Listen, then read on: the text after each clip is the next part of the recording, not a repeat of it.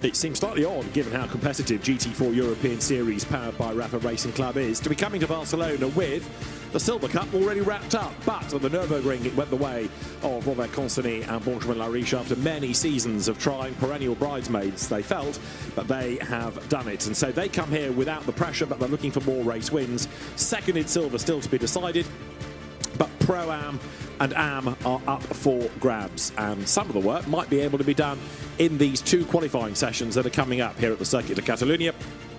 We have the grids to be formed for both races across these sessions, which are going to be split with the first 10 minutes for silvers and the second 10 minutes for the Pro-Ams and Ams. There's a point for pole position, of course, as long as you're registered for points. There are a few guests that aren't eligible, therefore, for the point. We'll worry about that if it becomes appropriate. What is going to be worth focusing on is just how busy the road is and how competitive the times are going to be. It might be late in the season, but even so, it's a 40-strong entry that we've got here at Barcelona. David Anderson and Joe Osborne are trackside in the sunshine as this monster grid pours down the pit lane.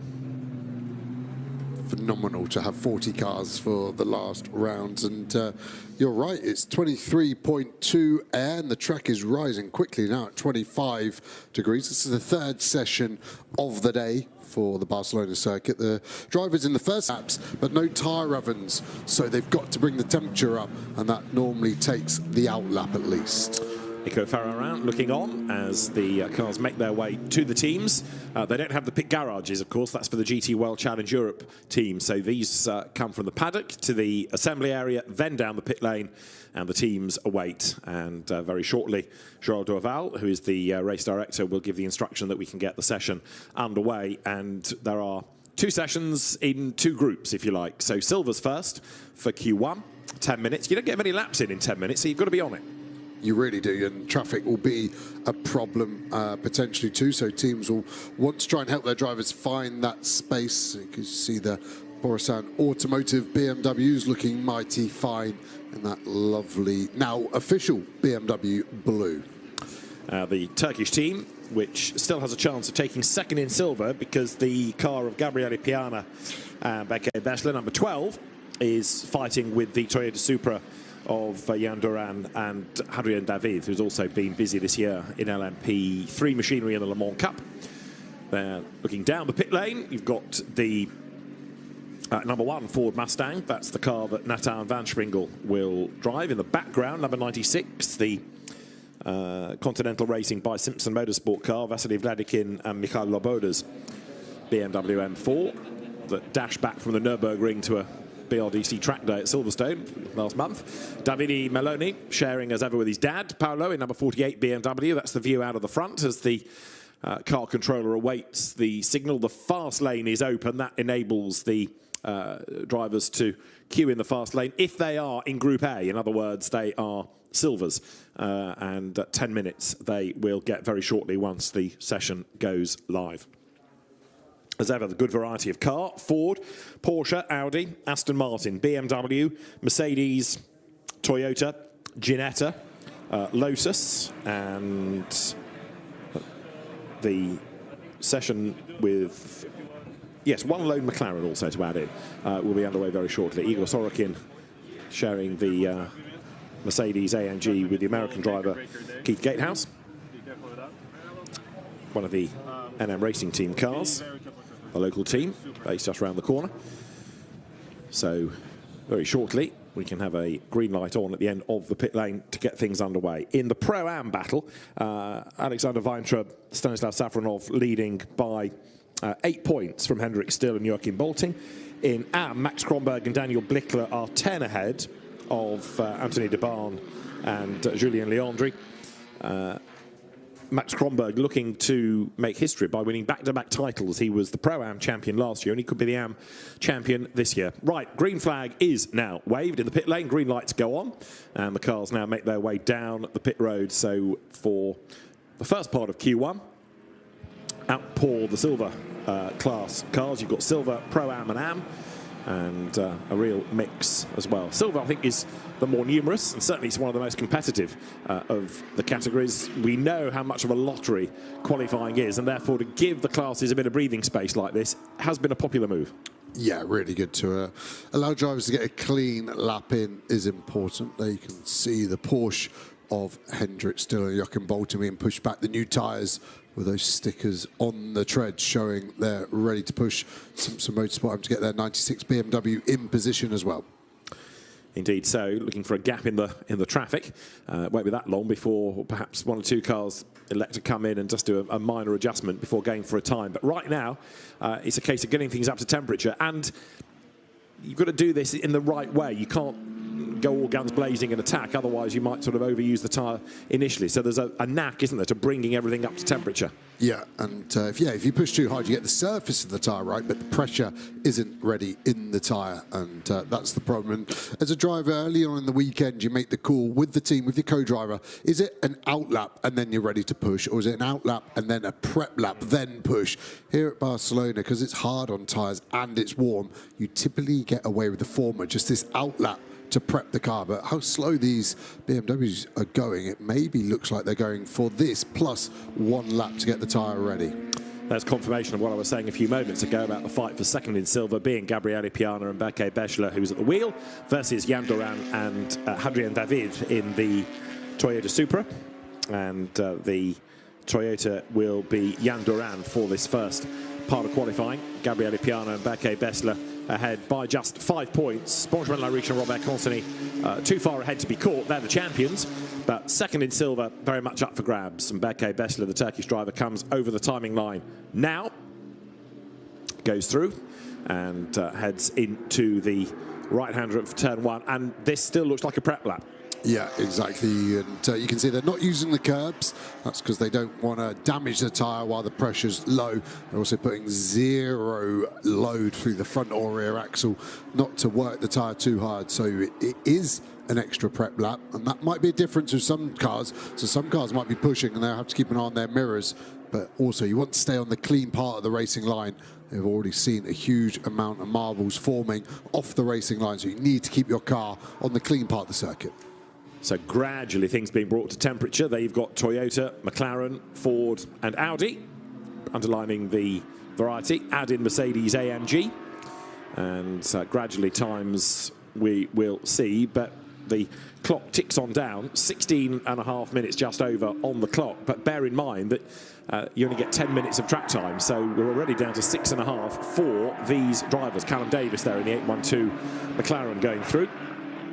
That the RAFA Racing Club by Race Lab entry. Callum Davis sharing with Charlie Hart. Yeah, they've been strong pace-wise. They finished up pre-qualifying fastest yesterday, 1:49.7. So it'll be a good target time for these drivers training for this qualifying. Expected to be low 49s, but the track has just seemed very slow this morning in the other sessions on there. You can see the drivers warming themselves up as much as the tyres. That's the BMW with Jean-Mathieu Leandri at the wheel. So to the end of the lap now comes Berke Bechler, and now we'll see whether all the prep is done and he's happy to pull the pin, as it were. It does look as though that car is a bit more competitive now as it comes out of turn 14 and over the timing line. So Berke Bechler and Jagish Gedik go through onto a proper flying lap. Behind them there is going to be Roberto Faria. He goes by then in the Mirage Racing Aston Martin. So let's keep an eye on Berke Bechler then and see what he can do in the sectors, and indeed what this lap is going to be. Yesterday when they had the pre-qualifying session, it was the Charlie Hart, Callum Davis McLaren that was the fastest on a 1:49.717. So that's the target. Yeah, there's a good line in the sand. And the BMW's running line astern, nicely gapped between where they won't be getting any dirty air. And that fastest sector one now stolen by the BMW of Faria, and a big snap of oversteer there under braking. Yeah, a big twitch, wasn't there? As you see Jagish Gedik go through in number 11 BMW. Benjamin Lariche then without any pressure now, already crowned champion. He's done the absolute best in the first sector in the number 3 Audi. So the BMWs riding the curb there. Berke Bechler coming up the hill, out then from the turn 7-8 sequence through 9, and then the road drops a little bit. You've got this fast straight down towards turn 10, and then you're into the long looping left and a long looping right. So from 10 up the way to 12, you've got to get the line absolutely right. You can waste a lot of time on that part of the circuit. Yeah, purple sectors being traded. It's now Van der Ende with the purple sector 3 and the fastest lap so far of the session, but that lap time is going to fall a long way. It's 1:54 at the moment. I think it definitely will be sub 1:50, although it is very slippy out there for everyone as we pick up Lariche in this updated livery, paying homage to their championship. Yeah, the gold and the silver, and it looks different for sure after so many years of being used to their original livery. Team Speed Cars worked so hard to give them a championship. Now, Berke Bessler goes across the line, but the lap that he has just done has been cancelled because of track limit. So this is where the drivers are that's on him. You've got 10 minutes. By the time you've done your out lap and a prep lap, you know you're going to be on about 5 minutes. You can't afford to be wasting opportunities, because that could have been the best lap those tires were going to give him. You're so anti-driver, aren't you? It's almost like he wasn't pushing. And turn 13 is an interesting one. As we see the Mustang through 13, you can get done for track limits on the apex and the exits. The only corner in motorsport I know where there's 2 chances to get done, and that's exactly where that lap time was taken away from. Eric Evans here going to cross the line. Where does he go? 5th at the moment, 49.8. So it's up there at the moment, 2 tenths off the fastest lap, which is Josh Rattican in the elite McLaren. The champion of last year, and of course this car with Eric Evans, the car quivering under braking, double winner at the start of the season, and then the Mustangs seem to lose their way or suffer with the BOP, depending on who you talk to, and the net result is that they've been playing catch-up ever since. But the cars have had a good season on the whole, and they sound absolutely superb. So Berke Bessler then in number 12 BMW has to go again, because it was only that prep lap that he'd done. Josh Rattican then, last year's champion, comes through. Got a new co-driver, of course, for this year, with Tom Leben moving on to other things. Mackenzie Cresswell up from single-seaters into GT cars. And the pair of them did have a win at the Nürburgring in the first of the 2 races there. The second one won by the Toyota Supra, finally, of Hadrien David and Jan Duran. So the McLaren looking good. It's already the fastest, and 2 purple, therefore absolute best sectors here. Yeah, and no traffic in front for the final 2 corners. Balance and McLaren looking phenomenal. Very stiff setup on this elite car. You can't see much pitch or roll in it, and that seems to be allowing it a nice stable platform. And you can see the input from Rattican's hands, nice and still and composed, pushing to the line. Could this even be in the 48s? It is 48.5, phenomenal lap there from Rattican, who at the moment is nearly 9 tenths clear, although Ibanez has just improved up to 2nd. He has indeed. So Luke Ibanez then, Spanish driver, 7 tenths, just over 7 tenths of a second back, but they're coming to the end with 90 seconds on the clock of the first part of qualifying. There is Group 2 ready to go. In other words, the Pro-Am and AMs, and they don't start behind, they merge in. So if you've got somebody there like number 32 Porsche of Hendrick still, that car could even in his hands out-qualify those that we've got on track now. So it's always a really interesting and jumbled grid. Yeah, especially as the track's getting rubbered up. Rattican doing a good job of staying out the way. Here is the 15 Mercedes. We saw a good lap from them earlier. Luca Ibanez has been super fast this year and just been unlucky in the races. But you're right, I think Hendrick still will be looking at this as the track is rubbering up.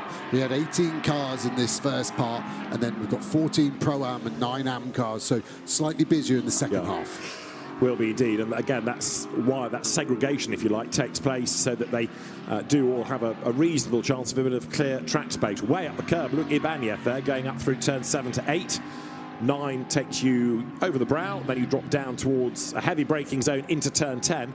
Look, Ibanez, who has always gone well around here, he and Alex Papadopoulos have come close to a win this season, but it's not happened yet. We're better than on home soil. That is the 87 Toyota Supra with Jan Duran at the wheel of the car at the minute. This is the Spanish driver. First year we've had him in the championship. And that Josh Rattican lap, the fastest ever GT4 lap here, beating a 48.6 that he did last year. So Josh Rattican absolutely flying this morning. Lap record, although you don't count them in qualifying because they are race only, but that is the fastest ever lap, like you said, which is good. Second place for Duran here in the 87 Supra. You can see he's backed off, so he will box after the next right-hander. Rattican has really backed out. I wonder if they were low on fuel and he's having to just try and save as much as possible so they can still offer a sample to the scrutineers. Yeah, it's a good thought, that, because he is, as you say, absolutely crawling around, whereas Greg Gilbert is really pushing. Greg Gilbert was on pole position at Paul Ricard. He was on pole position at Zandvoort.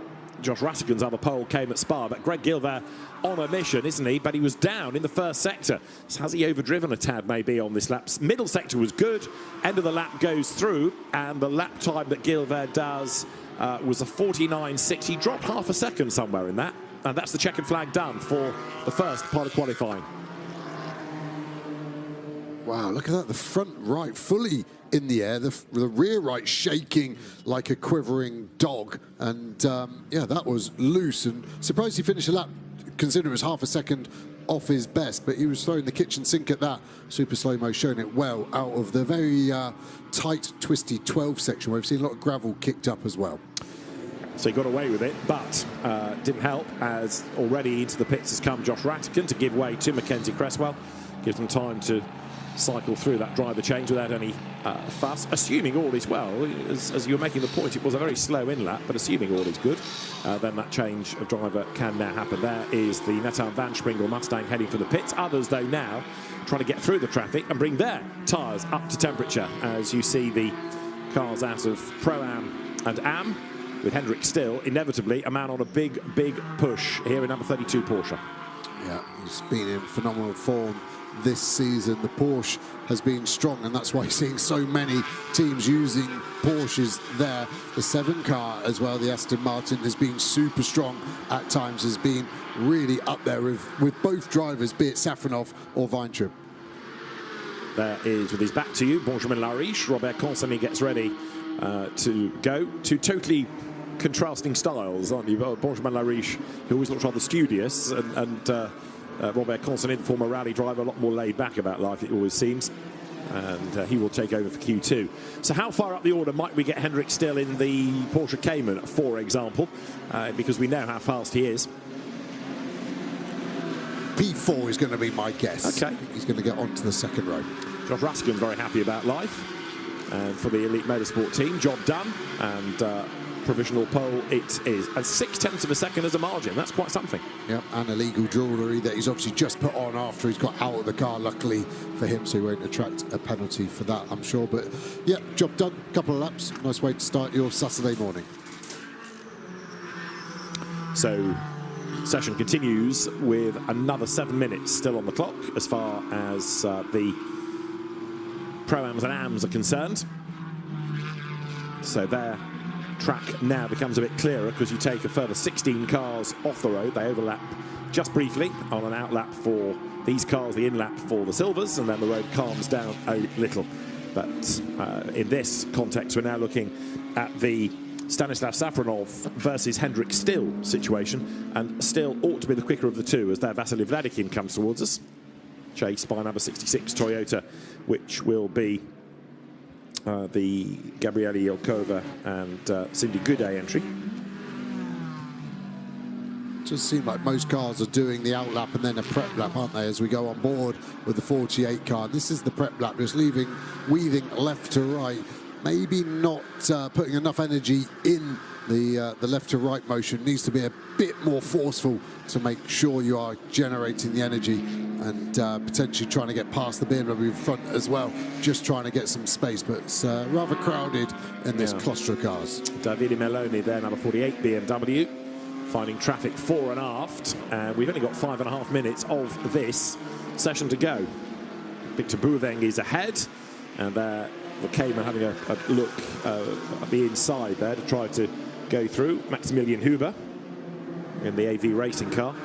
Gabriele Yelkova then comes across the line. Now we're starting to put these into context. Actually, it's the Lotus that's fastest so far. There it is, of Stefano D'Aste. He has not had a pole position yet, but Alberto Nasca, his co-driver, has had 3. So the Lotus has always shown good pace, and it's finally came good, didn't it, in the second race at Spa to score victory there. Yeah, and it looks like the tyres are already done. This was an outlap push and fading at the moment, 0.6 down. You can see on the graphics where Still is now winding up. Huge slide there from D'Aste all the way through the corner there up to the sausage curb. The suspension will not like that. And can he improve sector 2? This car can. Hendrik Still at the moment, you can just see he's 10th and a bit off in sector 1, nearly 4 tenths off in 2. That is from the pole-sitting McLaren of Rattigan. With its circus livery, the clown on the side, who's had a lot to cheer about this year, because this car was victorious at Paul Ricard in both races at Zandvoort, in one of the Spa races as well. So it's been a good season, and Hendrik still comes up over the timing line. And that's going to put him up to 2nd overall. Lost the lap straight away because of track limits. He had been on pole at Paul Ricard, he'd been on pole at Zandvoort and at Spa, so now he needs to go again and come back to the point. You can't afford to junk laps when you've got so little time available. Yeah, and the tyre will have dropped off now, so we'll keep an eye on his sectors as he exits turn 3. Very, very wide.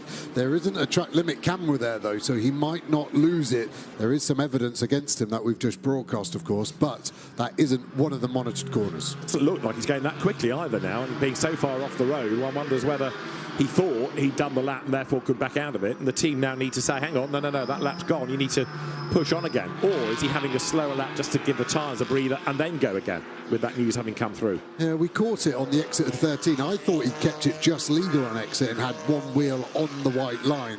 The officials may disagree with it, and it may have been a different corner, of course. Turn 10 is what they're citing, so Hendrik still, turn 10 is where he'd lost that lap time.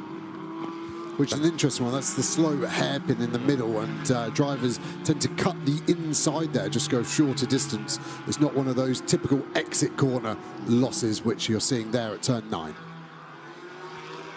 So let's have a look and see what this gaggle of drivers does. You look there at Stanislav Safronov, number 7. That's the other car fighting for Pro-Am honours in the championship, and he's backed out of that because of the traffic ahead. So Safronov just eases the pace a little bit as Edwin Helston here comes towards the end of the lap, turn 14. Ahead of him, by the look of it, is Hendrik Still, who now just needs a lap, really, in order to get something on the board. And Hendrik Still will go over the timing line, and the lap that Still does is a 51.8, so he's 32nd overall, so that is not good. He does get another chance to go again, but he's running out of options here.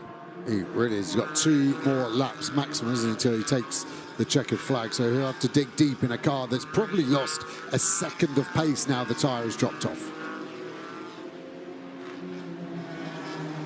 The Ginetta there from the CMR stable of the Mojica brothers, Hugo and Thibaut. Ginetta with a presence in GT4 and GT2 here this weekend.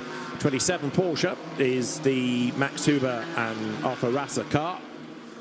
One of the guests for the weekend, the AV Racing car, comes up towards the line. So right now, the best out of this session is the Edwin Helston, number 2 Porsche, up to 4th. And Hendrik Still, who we were suggesting might be top 6, currently in 35th. Yeah, and that will be frustrating for him. His sector 1 is okay, though, Hendrik Still, so he's got a chance of getting that car somewhere inside the top 10 if he keeps it hooked up at the moment. Car looking okay through turns 9. Is it legal on the exit? It is legal. One wheel has to be in contact with the track or the white line at all times. Next corner is where he lost it due to track limits, and I think it was the cut on the inside. Let's see how it looks this time. And to me, that's crossed. You could see curb, couldn't you, between the outside of his tyres and the track, and that could be another loss at turn 10. Let's have a look then. There's the message line that gives this information to the team. So Hendrik Still continues to push. Nothing up yet, so maybe he's got away with that. But to our eyes, yeah, he cut it. And cancellation of current lap for turn 10. Hendrik Still is going to be censored for it, so that's another lap gone, and the car is down to 36. Now, Hendrik Still, don't forget, is effectively the pro in a Pro-Am car here. He is the gun for hire to get that as far up the order as he can to help co-driver Joachim Bolting, and right now they're down to 36th in the times, make that 37th in the times now. So Hendrik Still is not delivering what his co-driver is paying him for, really. No, gun for hire, around to get fired maybe instead, and that lap was only good enough for 22nd anyway. Then he's got this lap, that's it. That car isn't going to qualify, I don't think, inside the top 20 now. The tyres dropped off so much. Is he burning the fuel off for his teammate? They would have only probably fueled it for the first 2 or 3 laps. Ed Ives there laughing at his competitors. He can't believe how easy this session has turned out to be. Josh Rattigan, happy man. Now Mackenzie Cresswell has to try and do the same in his stint as you look at Stefan Nielsen and Victor Bouveng's car coming up to the end of the lap. Stefan Nielsen is the man behind the wheel. They're 32 then. Henrik Still, who is still pushing on. But again, 2 good laps, both ruined at turn 10. So let's see what happens this time. Third time's a charm. We're coming up. This is the exit where we were legal last lap. Even more legal. Are the team not telling him which corner it is? Does he not know the issue? We're going to get another good shot of it. So he's cutting too much on the left. Let's have another look. That was legal, and that was legal by a car width that time. So he's finally either got the message from the team or realised the error of his ways. But yeah, sector-wise, this is not looking strong. I think this is going to be somewhere in the mid-20th positions. So he makes the run now up towards the end of the lap. That's just about on the edge, but okay, the flag is out then. So Henrik Still comes up towards the timing line. He will take the checkered flag. 38th, the car currently is shown, and Henrik Still goes through, and it does move up the order, but only to 32nd. So there's a gain of places, but that's the session that got away from Henrik Still, 13th in class. Yeah, my OCD likes his positions the same as the car number, yeah. But shame for them that their car number is a lowly 32nd. Yeah, they'd rather it was 1, wouldn't they, really? So Henrik Still has at least got a lap on the board, but that a real illustration of drivers, first of all, not respecting track limits and continuing to not respect. And you see the damage that it has done. Josh Rattigan, in the meantime, is a very happy man. Pole position for him for the 2nd time this year. And Alex Legui is down in the pit lane with a very happy British McLaren driver. Josh, a brilliant qualifying for you. It feels like Barcelona serves you very well. You've got great history here. Yeah, we've the 3 times I've been here, we have had pole position. So just adding to the tally, obviously a massive thank you for the team setting up the car perfectly. Gave it our all and obviously ended up on top. The car feels as good as it looked? Yeah, I couldn't thank the guys enough. Obviously yesterday we didn't go out, unfortunately, due to an issue. I couldn't thank the guys enough for staying up all night and fixing that issue for us. Okay, good enough for race pace then? Fingers crossed, we'll see what we can do. Now it's time for Mackenzie and hopefully a double pole, and we'll see what we can do from there. Good skills. Thank you. Well done. Yeah, these cars race later on at the end of the day for the first of the GT4 European Series races, but prior to all of that, there's another qualifying session to come. That's for tomorrow's grid. So it is Josh Rattigan, the fastest by 0.6 of a second then from Jan Duran, the Spanish driver, ahead of Greg Gilbert, and then Edwin Helston, the class pole position 4th. Luc Ibanez 5th, ahead of the Ginetta of Hugo Mojica.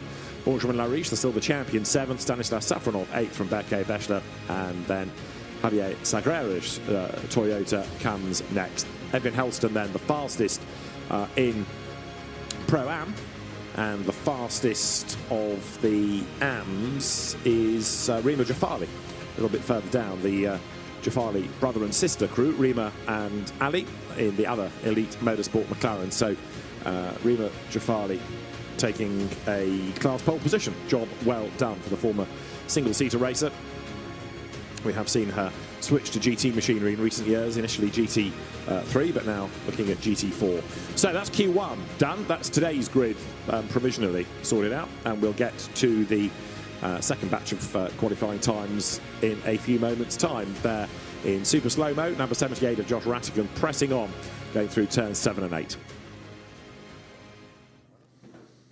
So the first qualifying session for GT4 European Series began with the silver class cars pouring out on track. BMWs heading the way, Berke Bechler and Jagish Gedik, as Benjamin Lariche, the newly crowned silver champion, had his newly liveried Audi well wound up. Greg Gilbert was pressing on as well, but just occasionally overstepping the mark.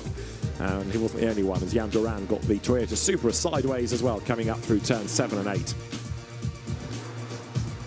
Josh Rattigan, though, looked very rapid indeed, and it was going to be a second pole position of the season. A car that had a problem in testing yesterday, and all-nighter by Elite Motorsport has put that not only back to full strength, but quicker than anybody else could achieve.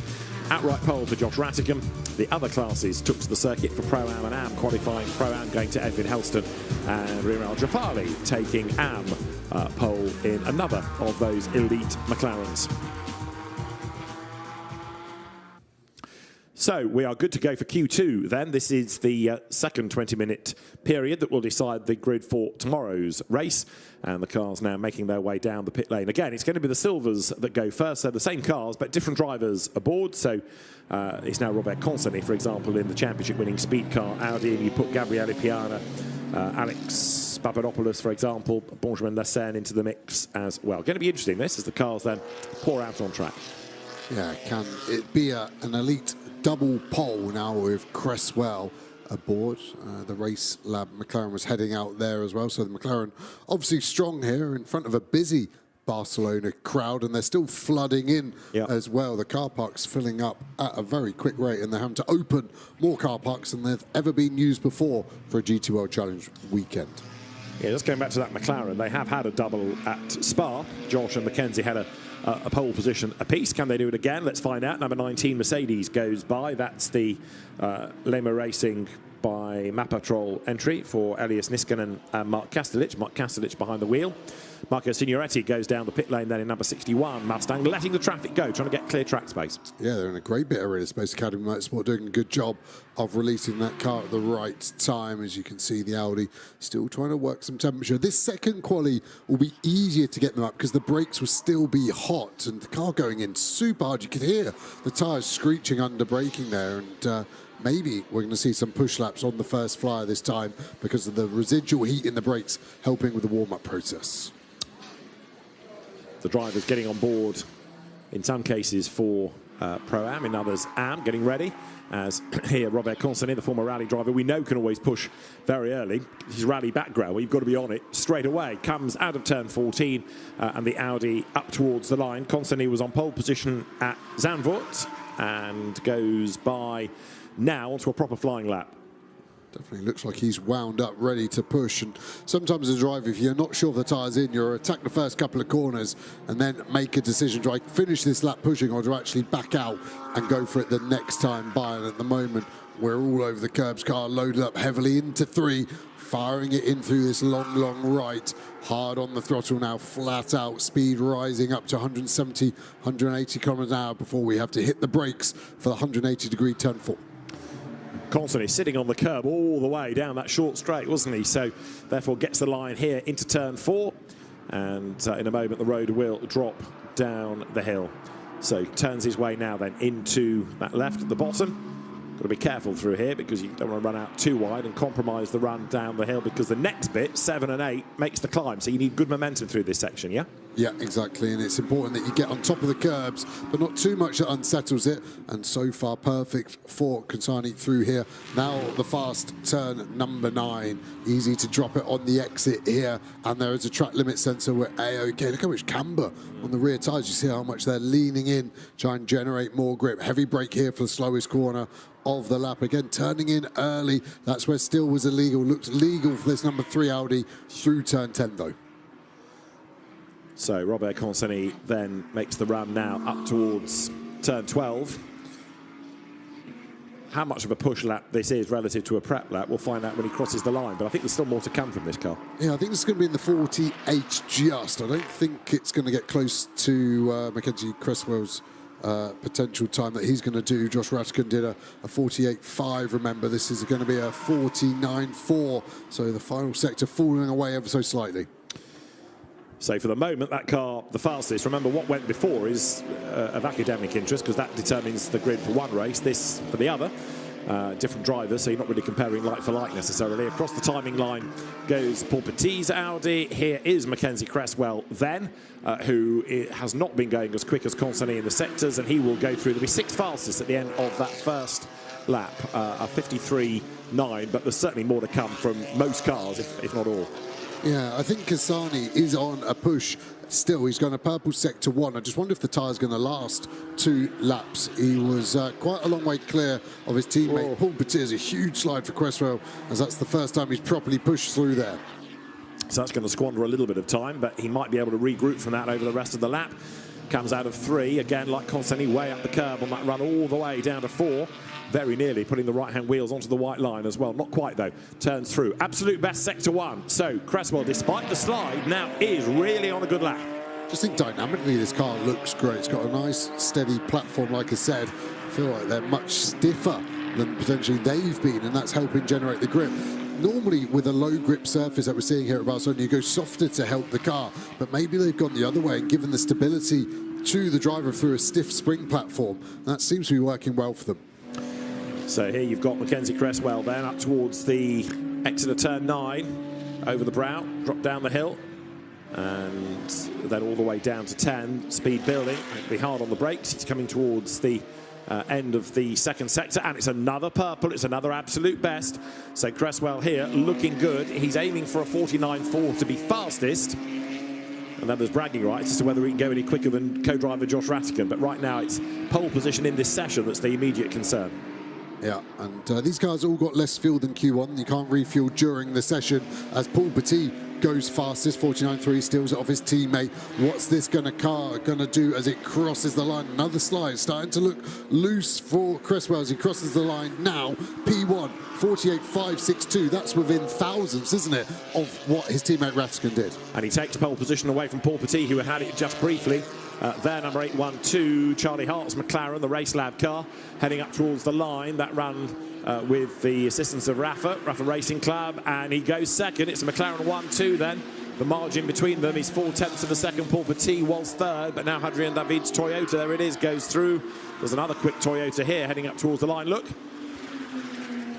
And the car goes by to shuffle the order once again. So that was Hadrian Schwartz up then to now go 8th fastest in the Supra. Marco Signoretti with that Mustang just making the most wonderful noise as it booms past the pits. Only 15th. You'd have thought that would have been an absolute shoe-in around here with some nice long straights, but struggling.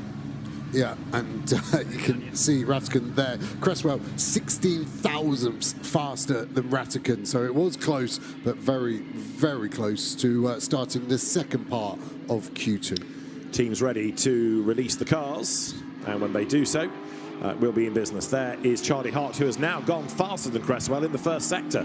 So Charlie Hart, another of the quick young British drivers that's come out of the Ginetta Junior Series through the GT ranks, going really well here in his first year of attacking these European circuits. Charlie Hart comes out of turn 9, and let's see in a moment or two whether it's going to be another absolute best in the middle sector for him. It's down, so it's a lap that started well, but he's dropped away a little. Robert Consonny has just improved his lap time but stays third. So Charlie Hart pressing on. He's got to find 0.4 and a bit of a second to go onto pole position, and having lost time in the middle sector, that might be a big ask. I think so, and again, is that an illustration of the tyre dropping off and we're out wide? I think that would be a track limit at 13 anyway, so I think second is as good as they're going to get for Charlie Hart. Comes up, crosses the line, and Charlie Hart's lap time is, as he goes through, a 48.786. It is an improvement after all that, but not good enough. He's narrowed the gap from 0.4 to 0.2, so it was good, but no cigar. Yeah, and let's see if he keeps it anyway, but at the moment he's nearly 0.2 clear. We're seeing cars leaving through a red light. That's pretty nailed on. Yeah. He does come to a stop, doesn't he, afterwards, but... He's gone through the light. Yeah, 44 Audi, I think that was it not? Which was Julien Ripper. Yes, over to the stewards. And the marshals pushed the car back, because he shouldn't have gone. The team releasing him, and he thought he was being released into the session, not just into the fast lane. Right, that number 44 Audi from Team Speedcar, same stable as this, the silver champions. So Robert Consonny currently is 4th. Car's gone well, actually, to be 5th is the Sergio Nicolai Audi, the Willy Motorsport car that is now 5th fastest. But Mackenzie Cresswell is making it a good day for Elite, seemingly, as Hadrien David goes second now in the Toyota Supra by 19 thousandths from Charlie Hart. So through for one more lap goes Consonny. Flag imminent, but not there yet. The Audi goes by. So you've now got McLaren, Toyota, McLaren, Audi, BMW, Ford, Toyota, BMW. That's the order. The one brand that's really struggling, it would appear here, is Mercedes-AMG. Yeah, and the Aston Martin, you would say, actually. Yeah. The front engine cars not seeming to be overly happy there. But then the Toyota in second and the BMW in seventh of Piana. And there is Nikolai. Just got caught up with traffic, didn't he? Charlie Hart in his way, as we can now pick up this Willie Motorsport car, the 310, with a rather distinctive livery. Over the timing line then will come in a moment. Sergio Nikolai, absolute best in the first sector. Breaks the beam, slower lap in the end, so no improvement. Nikolai stays fifth in the times. Over the timing line also there in the background goes the Toyota of Hadrian Schwarz. This is number 17 BMW. That's Benjamin Lassen going wide, and very wide, so he almost disappears out of frame, and he attacks the gravel. So bounces through it, bounces across it, bounces over it, showers the gravel into the air, and eventually Benjamin Lassen is able to navigate the car back towards the tarmac and out of the gravel trap. Brings the gravel onto the circuit for everyone else. It's starting to form a bit of a rut there, almost a berm on the exit of 12. It's getting used so much, the exit gravel trap. Very attractive to these greedy, greedy drivers. There is then work done. Mackenzie Cresswell, pole position. So they do these very much as a team, don't they? Because when Josh last had a pole, Mackenzie did it in the next race. It's happened again here. So a double at Spa, double at Barcelona. And the cars there then are for the silvers, done for the moment. Now it is over to the Pro-Ams and the AMs. The silvers, of course, need to be still mindful, even though their session is done, of not getting in the way. They need to be making sure they're out of the way of the cars now coming out of the pit lane, doing their preparation lap, and then going for a time. Yeah, and they will use these tyres in the race, so they want to stay on the line. They could get cleaned up, but you'd always rather deliver the tyre back in a clean fashion. The Ginetta here coming down the hill. Is it just the livery? It just looked like it was slightly lower on its left-hand side, but I think it's just the nature of the livery of that car. All okay for the Modrica brothers. That's right, with Thibaut and Hugo sharing that car. So number 30 Porsche comes by, Daniel Bickler sharing with Mats Kronberg, trying to get a bit of temperature into the tyres as that car now comes over the timing line. Behind you've got Joachim Bolting. I'd love to be a fly on the wall, wouldn't you, after Hendrik Still brought the car in and had a bit of explaining to do. But there is number 32. The clown is still smiling despite Hendrik Still's dramas in the earlier session. Joachim Bolting being attacked by another of these Cayman GT4 RS Club Sports. The Nova Sport run car, so two different teams here. You've got WS with the first two, and then Nova Sport there with the green one. Looking quite racy in this qualifying session. Interesting, the two car didn't back off at all to find some space at the end of that outlap.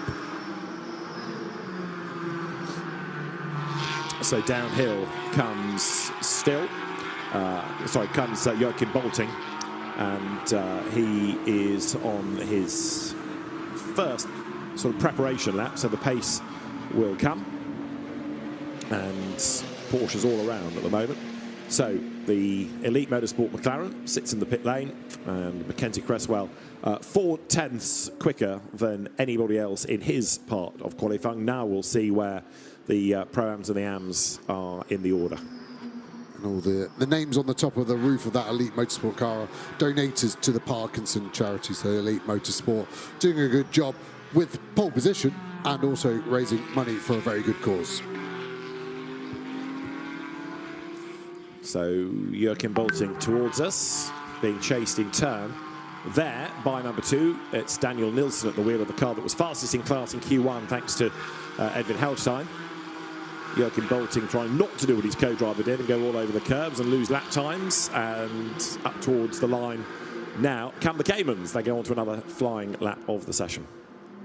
And they finally found some space, haven't they? Starting to go, and it's Bickle, the first one in that group to set a lap time in Q2B, but still winding it up, so expect the lap times continue to fall. Keith Gatehouse's Mercedes has lost its lap before, track limits, so it's going to be another saga.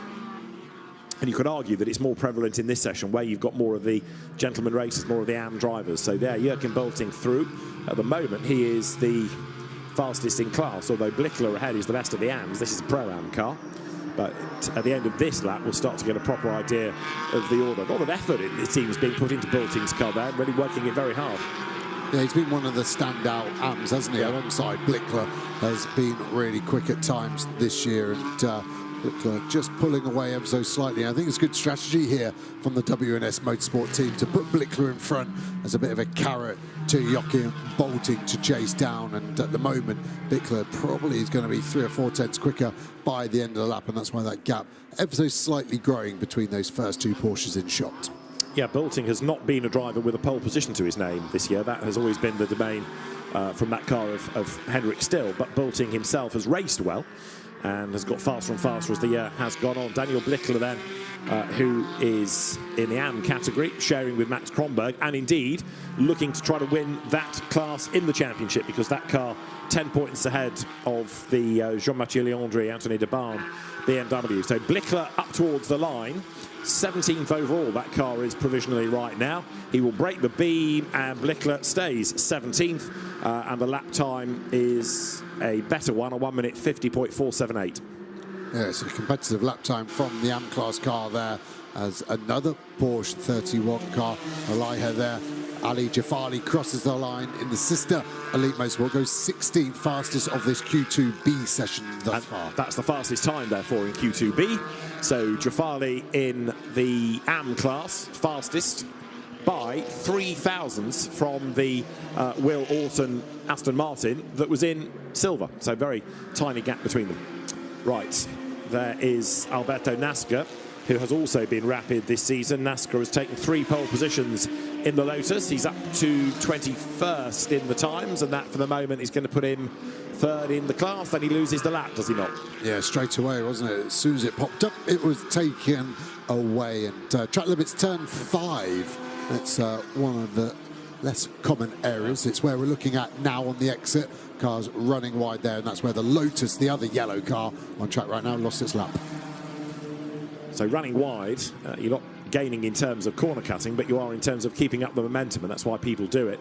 Let the car flow, because the more room you've got, the less braking you're doing. So up towards turn 9 now goes the drone, chasing after McLaren and BMW, and we're looking at the Porsche number 31 here, the car out of the WNS Motorsport stable of Ismail Elahi, another of the newcomers this weekend. He's been racing in the Porsche Sport Club Germany contest, and his co-driver Tim Horrell did some GT4 Winter Series at the start of the year.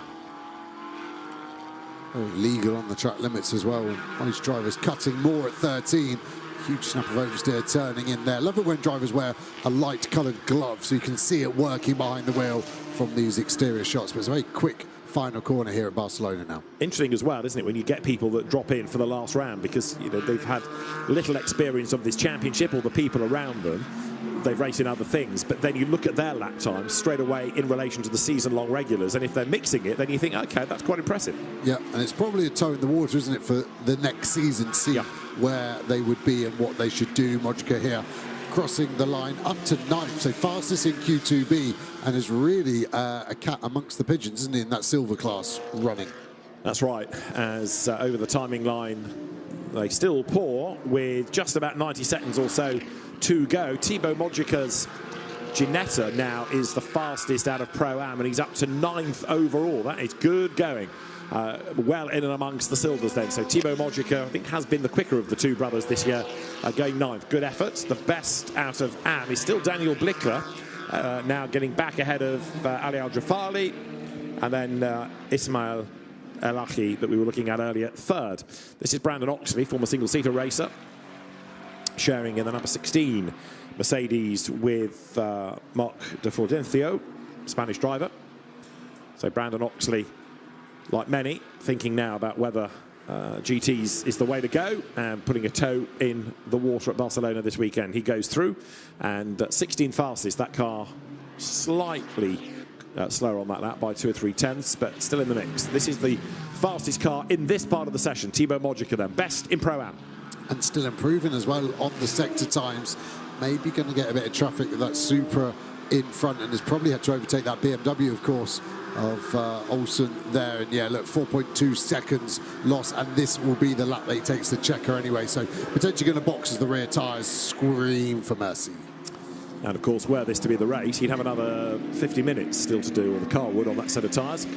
So then as the cars come up towards the checkered flag, there the silvers that are already done, parked, they will go to scrutineering, and Mackenzie Cresswell has taken the outright pole, Thibaut Mojica Pro-Am, and Daniel Blickler provisionally, barring anything anybody can do right at the very end.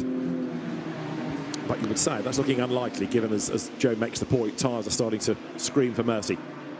99 Toyota coming up towards the line. Cindy Goudet, who is fifth in class, done really well there, the former hill climb champion in the Toyota. It's had the odd big knock during the course of the season, but Cindy Goudet goes by in the Toyota Supra, then to end on that last lap slightly quicker and up to third in Pro-Am. So really good job done by Cindy Goudet. Yep, it's been a good day so far for her, and she will look forward to the race tomorrow that this qualifying is for, of course, but race one from Q1 positions, of which this car, sister car, of course, is going to be on pole position, starts 5:30 local time this evening. Yeah, Ali Al-Jafari then chases the BMW towards us. We've seen him racing in the UK in Ginettas. That's Anthony de Barnes BM up the road, and that's fighting for AM class honours. So Ali Al-Jafari comes through and has backed out of it, I think, realising that he ain't going to go any quicker and the flag's out anyway. So that's pretty much his session done.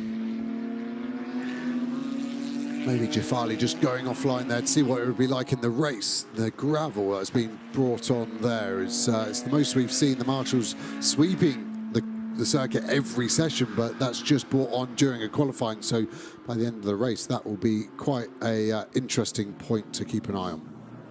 Well, indeed, as the flag then shown, the drivers making their way down the pit lane.